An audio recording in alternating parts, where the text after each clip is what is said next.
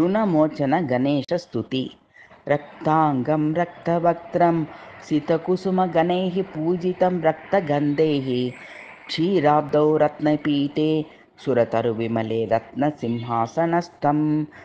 दौर्भिः पाशाङ्कुशेष्टा भयधरमतुलं चन्द्रमौलिं त्रिनेत्रं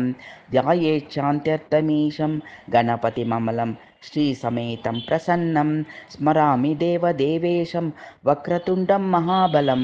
षडक्षरं कृपासिन्धुं नमामि ऋणमुक्तये एकाक्षरम् एकदन्तमेकं ब्रह्मसनातनम् एकमेवाद्वितीयं च नमामि ऋणमुक्तये महागणपतिं देवं महासत्त्वं महाबलं महाविघ्नहरं शम्भोर्नमामि ऋणमुक्तये कृष्णाम्बरं कृष्णवर्णं कृष्णगन्धानुलेपनं कृष्णसर्पोपवीतं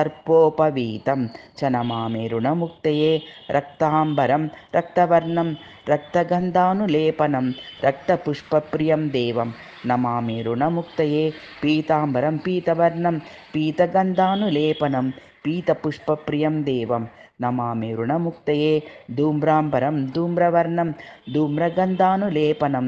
होमधूमप्रियं देवं नमामि ऋणमुक्तये फालनेत्रं फालचन्द्रं पाशाङ्कुशधरं विभुं चामरालङ्कृतं देवं नमामि ऋणमुक्तये इदं तृणुहरं स्तोत्रं सन्ध्यायां यः पठे नरः गणेशकृपया शीघ्रं ऋणमुक्तो भविष्यति।